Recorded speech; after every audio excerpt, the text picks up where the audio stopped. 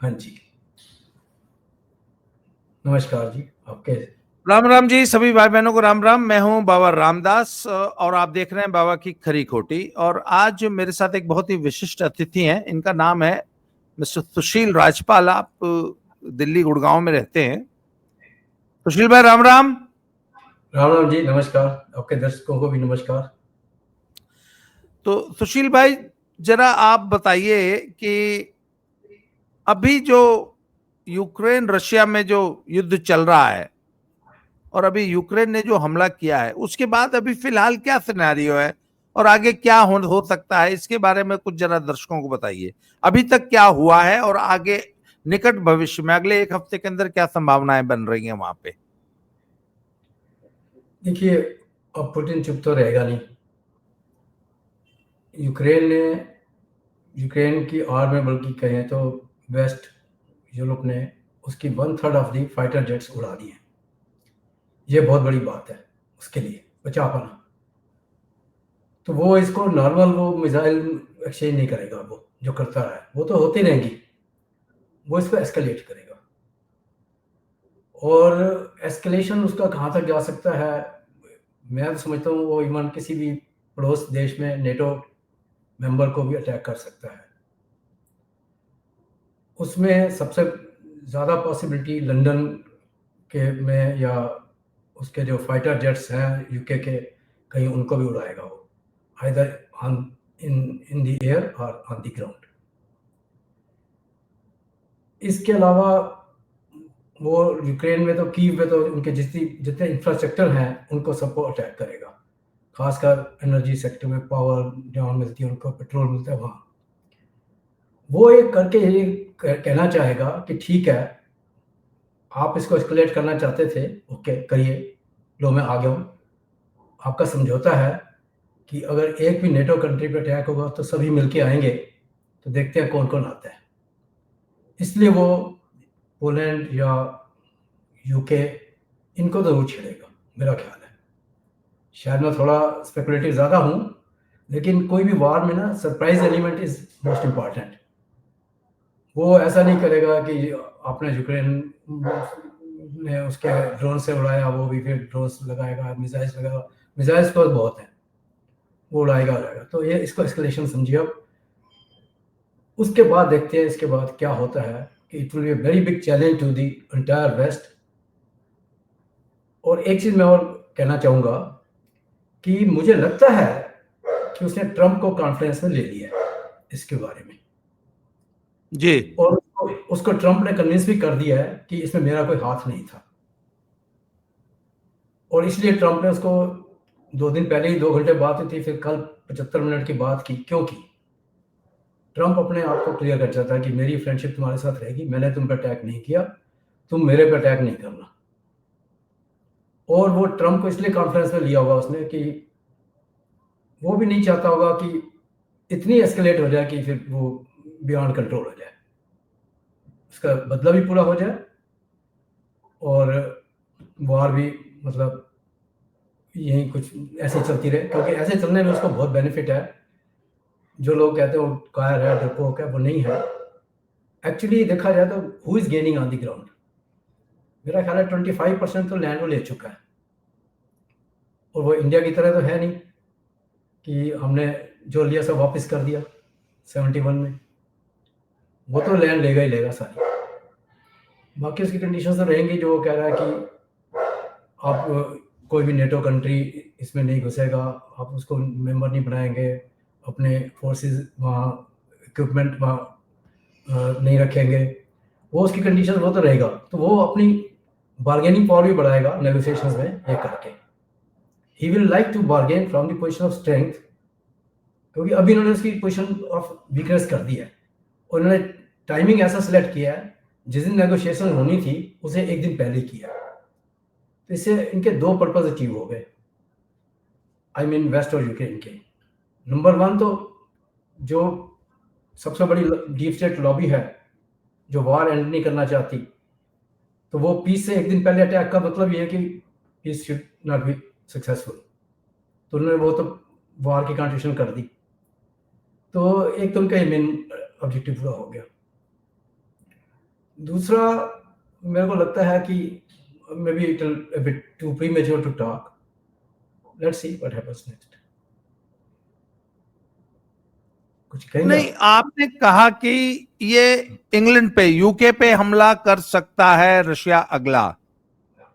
हम्म, तो सर, ये तो आपको नहीं लगता कि अगर यूके पे हमला करता है, अभी आपने पोलैंड का भी नाम लिया, हाँ। तो ये तो आपको नहीं लगता कि वर्ल्ड वॉर 3 के चांसेस बनते नजर आ रहे हैं? मुझे लगता है सारी दुनिया ही सोच रही है वर्ल्ड वॉर 3 होगी। मुझे लगता है नहीं होगी। आई एक चीज, नहीं होगी। प्लीज पार्डन मी, मेरे व्यूज जी। थोड़े से ज्यादा स्ट्रांगली ओपिनियटेड होंगे। मैं पॉलिटिकली करेक्ट कम रहूंगा, अपने कन्विक्शन से ज्यादा जाऊंगा, जो मेरी डीप एनालिसिस स्टडीज हैं। जब तक मोदी जी हैं, पुतिन है और ट्रम्प है, everybody hates Trump, that apart, ये वर्ल्ड वॉर नहीं होगी। This is my understanding. लेकिन वो, क्योंकि उसको स्नब किया गया है, वो उसका बदला लेके इसको बाद में नेगोशिएटिंग टेबल पे आएगा from the position of strength. That's my understanding. पर मुझे सर ये बताइए, इस्तांबुल में पीस टॉक्स से एक दिन पहले एक तरफ तो आप पीस टॉक्स के लिए जा रहे हैं, और दूसरी तरफ आप इस इतने बड़े लेवल पे वॉर को एस्केलेट कर रहे हैं, इतना बड़ा हमला। तो इसके पीछे यूक्रेन की मंशा क्या थी, और यूक्रेन ने आखिर ये जो किया, क्या ये वाकई नेटो कंट्रीज के भड़काने पे किया? आप कह रहे हैं अमेरिका का कोई हाथ नहीं है, तो फिर नहीं, कौन चाहता है आखिर? There are some powers, some forces, those who want this war to escalate.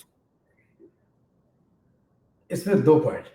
पहले तो आपने कहा अमेरिका का कोई हाथ नहीं है, ये मैंने नहीं कहा। अमेरिका का हाथ है, प्लानिंग हुई है बाइडेन के टाइम में, 1.5 साल से प्लानिंग चल रही थी, सडन अटैक नहीं हुए। इसमें ट्रंप का हाथ नहीं है, मैं ये कह रहा हूँ। ट्रंप का आते हैं। ट्रंप अपनी पोजीशन लेना चाहता है। दूसरा पॉइंट आपने बहुत बहुत अच्छा कहा कि जब वो पीस पे आना चाहता है तो ये कोई तरीका थोड़ी है पीस पे आने का, पहले अटैक कर दो, इतनी बड़ी एस्केलेट कर दो। लेकिन कौन चाहता है पीस? पुतिन कहाँ चाहता है पीस?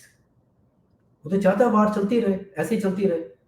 वो तो अभी तक 25% या 50% यूक्रेन ले लेगा। जितना वो वार लंबी होगी उसकी पोजीशन स्ट्रांग हो रही है। पीस चाहता है, मेरे ख्याल में कोई भी नहीं चाहता इस टाइम, बाहर के लोग। ट्रम्प चाहता है खाली, बस उसकी कोई सुन नहीं रहा, ना कोई सुनेगा।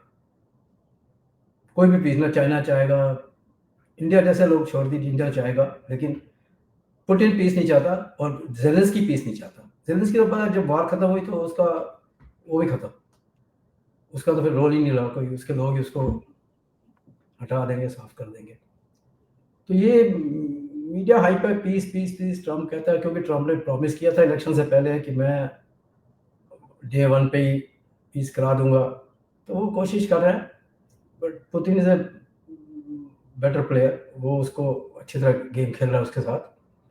और जो डीप स्टेट लॉबी है वो तो पीस को भी चाहती नहीं कहीं भी, वो तो chaos, they thrive on chaos only, तो दे आर क्रिएटिंग केएस। तो वो तो चाहते हैं वार चलती रहे, उनके पीछे वेपन्स लॉबी भी है, बहुत लोग हैं। तो इसलिए ऐसे चलेगा काफ़ी टाइम तक, जब तक कोई ऐसी, मतलब यूक्रेन बिल्कुल ही उसके अंदर रिवोल्ट ना हो जाए या उसकी कंडीशंस ये मान ले पुतिन की, तब तक ये चलेगी। होगी पुतिन के टर्म्स पे, ये लिख लीजिए आप, जो भी सेटलमेंट होगा उसके टर्म्स पे होगा।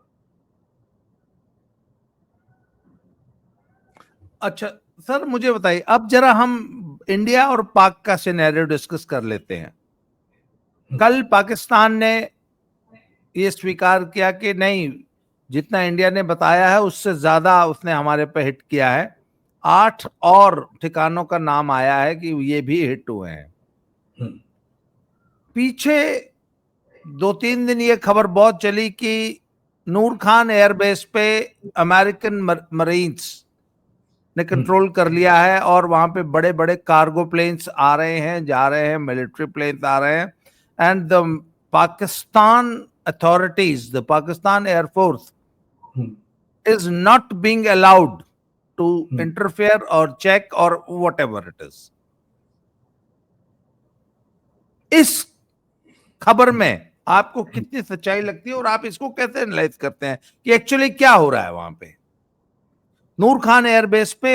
अगर वाकई अमेरिकन ने कंट्रोल किया हुआ है और नूर खान एयरबेस को ऐसा बताया जाता है कि वो उनका जो न्यूक्लियर कमांड सेंटर है वहां पर है, क्या इससे आप क्या इन्फ्लुएंस ड्रॉ करते हैं? आपको क्या समझ में आता है ये क्या हो रहा है? ये थोड़ा सा लार्जर कंटेक्स्ट में बताऊं।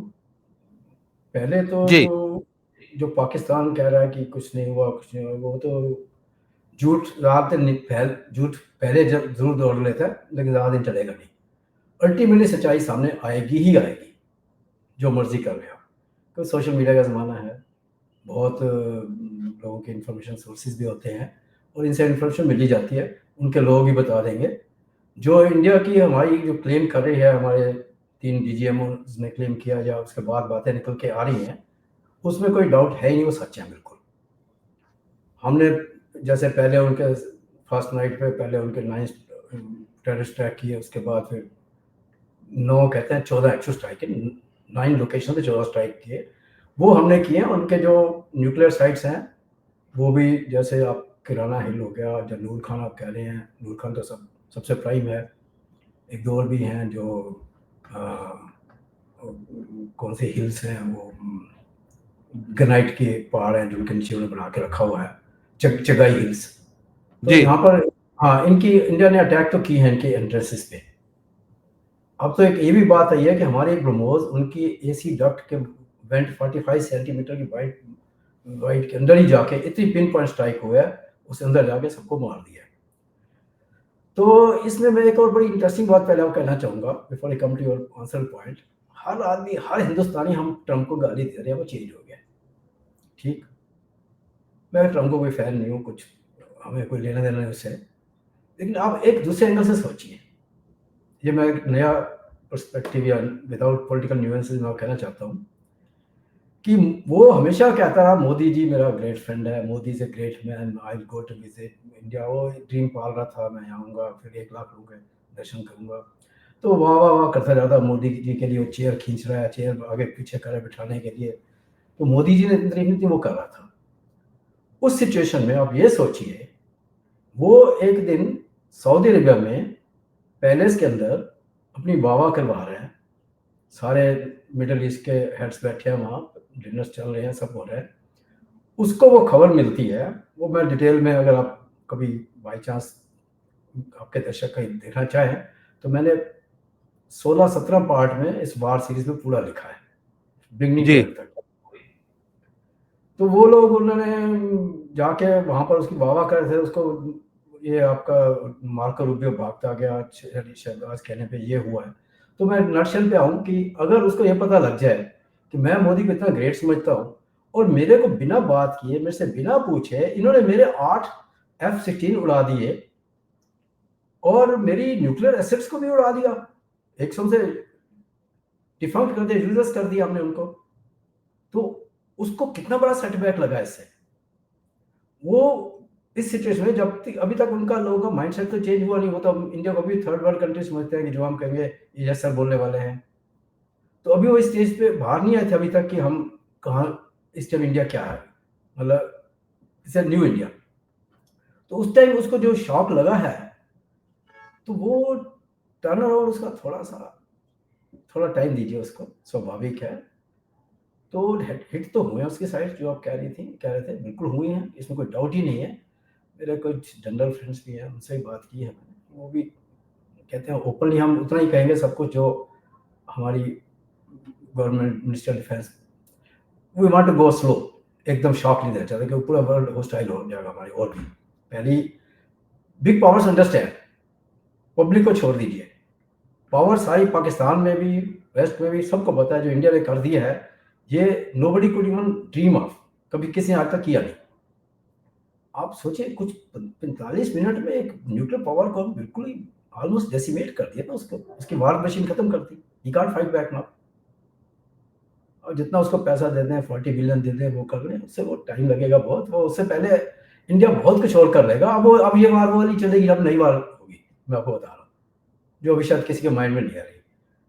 हर वार एक, अब आज की डेट में एक नई वार होती है, which is not expected. Conventional wars तो वो तो चलेंगे, लेकिन उससे वो प्रोलॉन्ग वार हो जाती है कन्वेंशनल से। तो ये जमाना नहीं कन्वेंशनल वार करके और प्रोलॉन्ग करना है, अपनी इकोनॉमी को तहस नहस करना। तो the lesson we have learned even from Russia Ukraine war also, even Israel Hamas also, कि it should be very quick war और it should give dramatic results. तो इसलिए अब कोई नई किस्म की वार होगी, वो बाद में बात करूंगा मैं आपसे क्या होगी। लेकिन अभी तो ये समझ के चलिए कि हमने उनको साफ कर दिया और अमेरिका बिल्कुल सही रो रहा है, उसको सही हर्ट हुआ है। वो अपने निकालेंगे, एसेट्स निकालेंगे जितना निकाल सकते हैं, बाकी उनको दबा देंगे। काफ़ी तो उन्होंने बुलडोजर करके उनको काफ़ी क्रश कर दिया, अंदर से अपने बॉडीज भी उठाई, वो होता रहेगा। और अब एक चीज़ हाँ क्लियर कर लीजिए, जो मर्जी लोग कहते रहें सोशल मीडिया पे या किसी मीडिया पे, अब अनदर डिकेड्स कोई मेजर पावर हम पे डायरेक्ट अटैक नहीं करेगी। चाइना तो लोग वैसे ही कहते हैं, उसने वैसे ही कभी नहीं करना था, दे आर नॉट फूल्स। एक बार दादा होता है ना, तो अपनी पोजीशन में दादा तब तक है जब तक आजमाया नहीं, आपने आजमाया नहीं उसको, तो वो he would like to be exposed. तो चाइना ने वैसे ही करना था direct attack. Pakistan was the only proxy they could have used. बाकी तैयार करते हैं छोटे मोटे बांग्लादेश वगैरह, उससे कुछ होने वाला नहीं है।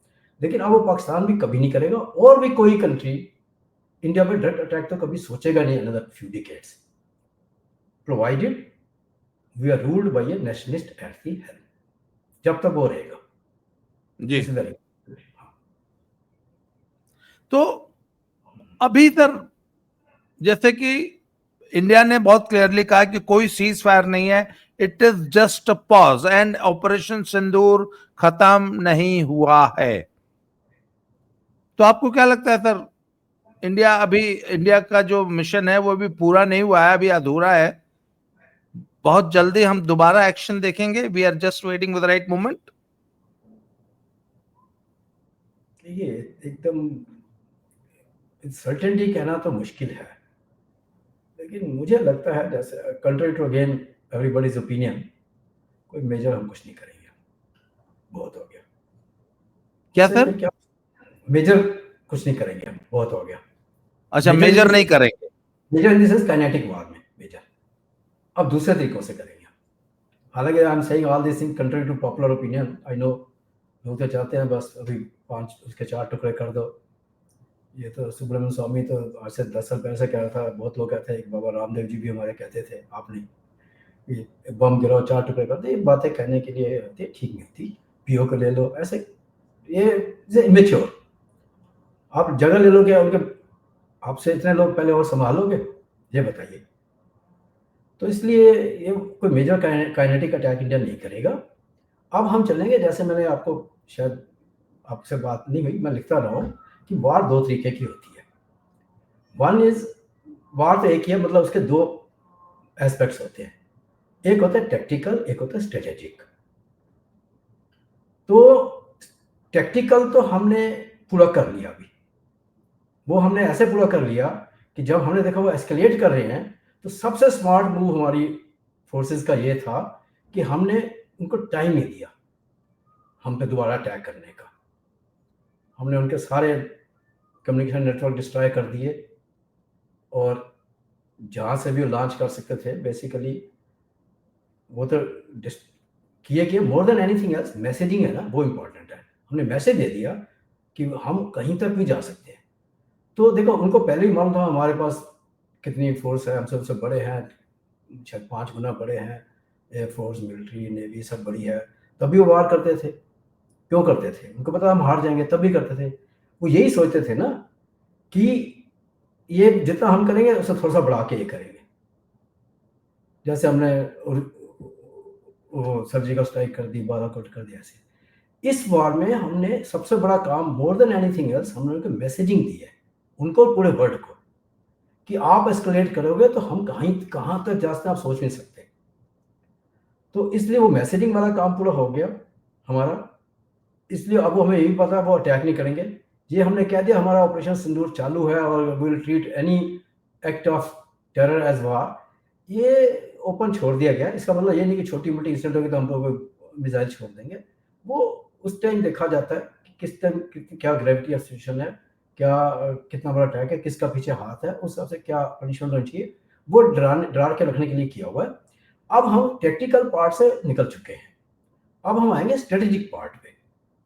सी सब लोग चाहते हैं पाकिस्तान खत्म हो, तो पाकिस्तान खत्म करना तो ठीक है, वो हम चाहते हैं, लेकिन हम ये चाहेंगे कि हम एक कमजोर कंट्री को डिस्ट्रॉय करने में अपने भी हाथ से और पांव गवा दे साथ में एक, वो हम नहीं चाहेंगे।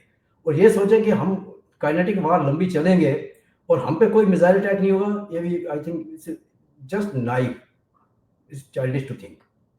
उनके पास अभी भी 170 मिसाइल्स बढ़िया से सब कुछ है, उनकी एयरफोर्स पूरी है, सब कुछ है, लंबी बात चल, तो हम पे हमारे सिटीज पे अटैक होंगे, नॉर्थ इंडिया पे अटैक होंगे, यू कांट से दैट। तो we are, Modi is not Zelensky अपनी ईगो में या किसी लोगों के प्रेशर में आके इंडिया को ऐसी वार में लंबा खींच के फंसा दे जो वेस्ट चाहता है, रशिया की तरह हम फंस जाए और वार लंबी चल फिरे, तो ये हम इसलिए वो कुछ नहीं करेंगे जो आप सोच रहे हैं।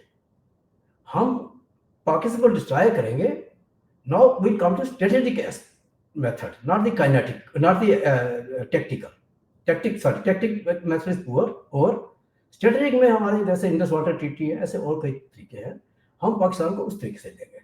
आई think I don't want to speak more, जो बलूचिस्तान और टीटीपी वाला तरीका है, कौन कैसे कहाँ क्या करा रहा है, अब थोड़ी सी उसमें मुश्किल हो जाएगी क्योंकि अमेरिका हमारे अगेंस्ट हो गया, ये तो आसान हो जाता, तो we have to use all this method. लेकिन मैं एक चीज शुरू से कह रहा हूँ सर, पता नहीं शायद at the cost of repeating 1000 times I would say, कि मैं शायद 2015-16 से कह रहा हूँ, जब लोग कहते हैं बम करके उड़ा दो पाकिस्तान को, आई सेड दैट्स फुलिश।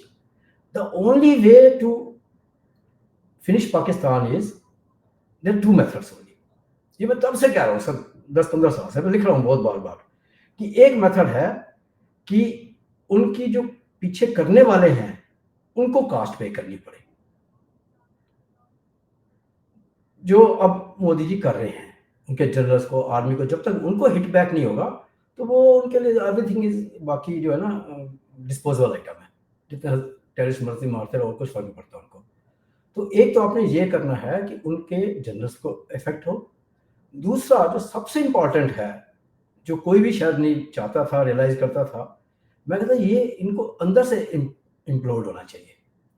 उसके लिए अभी तक हमने पिछले 50 साल, 70 साल, 80 साल कुछ नहीं किया था, अब पिछले 3-4 साल से शुरू किया है कि वो है उनकी पब्लिक को उनकी आर्मी और गवर्नमेंट के अगेंस्ट करना, which is not something unfair, सच्चाई बताना उनको, जो अब पिछले 3-4-5 साल से शुरू हुआ है।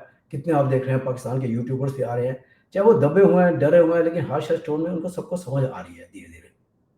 उनके खासकर जो डायस्पोरा है वो उनको समझा रहे हैं।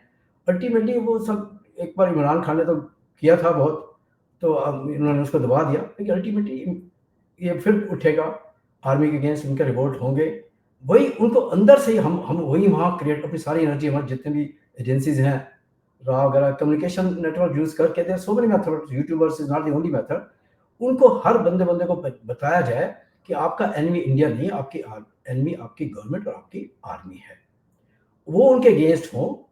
ऊपर से हम अपने चाबी कसें ताकि वो घुटने पे आके दबाव में, प्रेशर में आ जाए, तो that's the only way to finish Pakistan, there is no other kinetic way में सोचो डिस्ट्रॉय कर देंगे, I think it's a bit too far fetched. जी, तो क्या कहने का मतलब है कि इंडस वाटर ट्रीटी पे भारत ने, जो आपका ये कहने का है कि भाई कन्वेंशनल वॉर नहीं और दूसरे बहुत से तरीके हैं जिससे पाकिस्तान को हिट किया जा सकता है, उसमें एक बहुत बड़ा जो हमारे पास हथियार है वो इंडस वाटर ट्रीटी है, उसको हमने रद्द कर दिया है और उससे पाकिस्तान को वाकई घुटनों पे लाया जा सकता है, आपका ये कहना है। और पाकिस्तानी जनता में जो अनरेस्ट पैदा हो रहा है, क्योंकि इस अभी तक जो सैंक्शंस उनके, सॉरी सैंक्शन बोल रहा हूं मैं, आईएमएफ की जो शर्तें हैं और जो इस बार उनको लोन मिला है, इसमें उनके ऊपर और ज्यादा कड़ी शर्तें लगाई गई हैं। तो निश्चित रूप से उनकी महंगाई का और उनकी उन